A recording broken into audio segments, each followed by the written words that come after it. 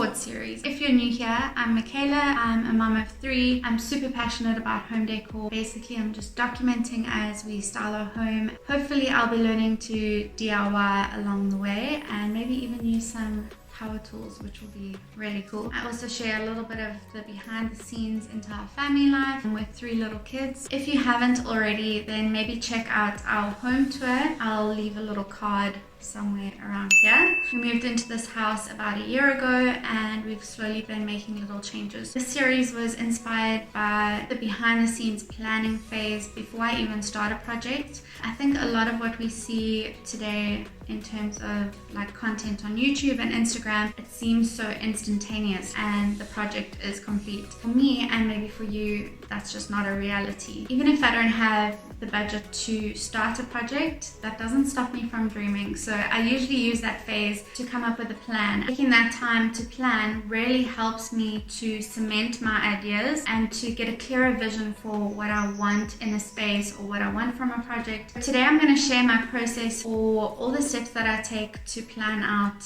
my makeovers and my projects. I'm also going to share all the tools that I use, how I create my mood boards, and also what I use to do my 3D planning. That's just a bit of an extra. It's definitely not required, but I like to do it. It helps me see how everything will flow together. So if you're a very passionate home decorator and you love styling your space, but you feel a bit lost in terms of narrowing down your style and creating mood boards, then I hope this is super helpful. So firstly, I'm going to be talking about the benefits of this planning phase, and then once we're done with that, I'm going to be taking you through my process. So let's get straight into it. So some of the benefits for me of mood boarding are it really helps you narrow down your style and figure out exactly what direction you want to go in, and obviously I mentioned that already, but it definitely helps get a clearer vision of your overall house and what style you want to bring into each room and how it's all going to tie together. So I think that is super important.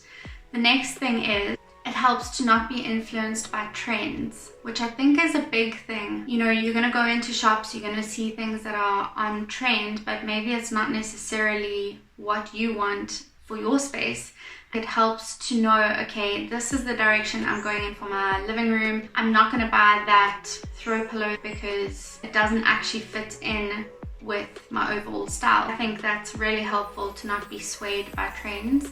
You have a clear plan. The next thing is that it really helps you prioritize which projects or tasks or changes are going to come first, because it will help you break down and see, okay, this is a small thing that I can do now, or it will have to wait because it's going to cost too much, something like that. So it just helps give like a hierarchy to all of your big dreams. And something that ties into that is obviously the budget. So this will allow you to look at all the things that you are wanting, say, for your living room. That will allow you to really be motivated towards saving up for those things, or it will help you to change your plan in terms of maybe looking for a second-hand item instead of the big ticket item that you had originally planned. That's kind of the benefits that I've found from having a mood board and having a strong plan.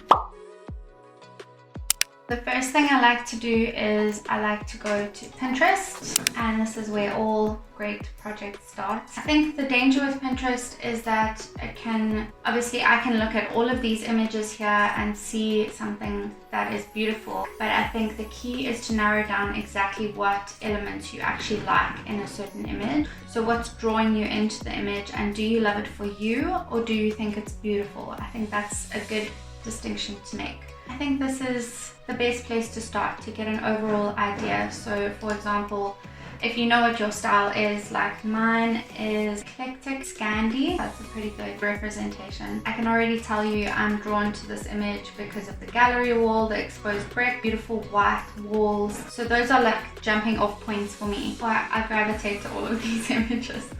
So this is a good indication that I'm on the right track. The next step for me is sketching out a layout. So this is more like a 3D view of what the plan is, and you can see I've sketched up some other ideas, but in terms of a floor plan, I think it's also good to sketch out what your idea for the floor plan is.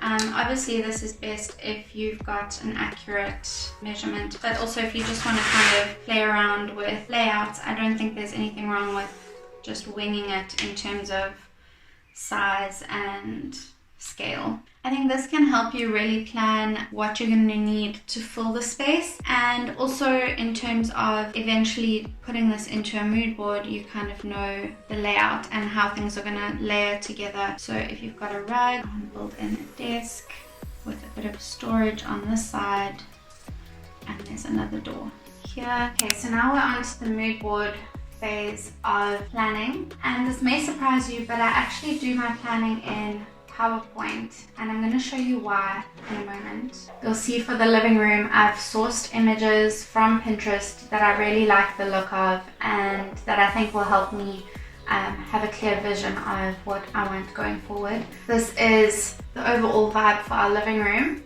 As you'll see, like a lot of the stuff we actually have already. So we have this piece already, we have this chair already, we have this carpet already. So now I can look at it and go, okay, what do I need to achieve this look? I'll need a shelf like this. We want to get an L-shaped couch eventually. So these are all things that I can now add to my list of things that we don't have that I'll need to get.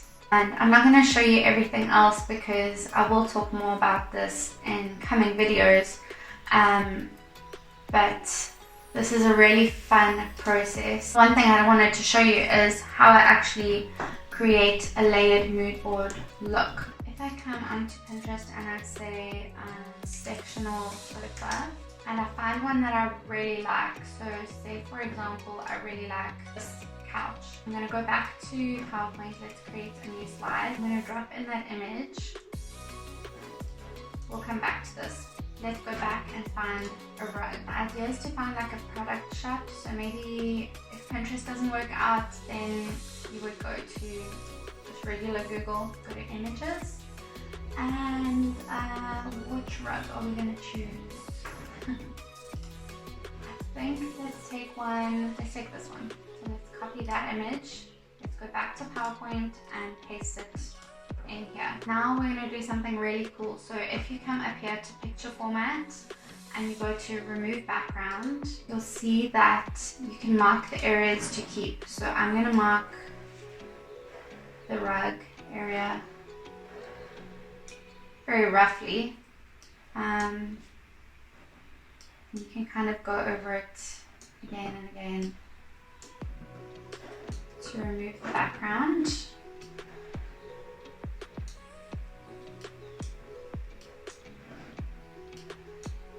Okay, it's not perfect, but let's say keep changes, and I'm gonna kind of squash the rug a little bit and bring this to the front. Obviously this image has a background, so we're going to need to do the same thing.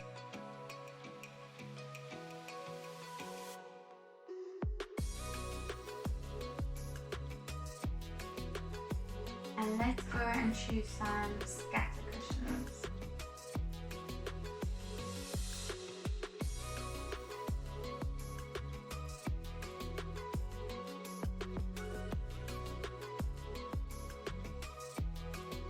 So once you've put together your mood boards and you've gone through all of that whole process, the next step that you can really work on is putting together your shopping list or the products that you really like. Maybe it's in your mood board that you just have it all on a separate page, or Excel spreadsheets, however you want to work that out. And that will obviously help you come up with a budget. And then you can know what pieces to look out for when they're on sale. Next step that I also like to include is once you've got a budget and you've got a list of products, you can also look out for secondhand items that are similar, or the item that you want but secondhand. Then you can save so much money. So I love to go thrifting, and I love to keep my eye out on Facebook Marketplace. So that really helps too. And then if you do have a little bit of money and you find something secondhand, then you can get it straight away. So that's a nice little money saving hack. The last step for me was to create a 3D render of our entire home. So I did that on floorplanner.com, I'll show you a bit of that walkthrough just now. But it's been a great way for me to envision all of the changes and how they'll actually work together, and measuring out the space and seeing how the furniture all fits in the rooms. So I literally went around the house and measured every single room and every single window and every single door, and I slowly but surely put together our house in floorplanner.com, and it's free and it's honestly so easy to use. A lot of the 3D rendering programs that I've tried in the past, they have super limiting functionality, or they want you to pay, or they just don't work properly. So floorplanner.com is a really great tool if you want to go that far, and I don't think it is necessary, but it is really fun. So if you have the time and you want to see how your space is going to work together and how it's going to flow, I think that's a great step to do.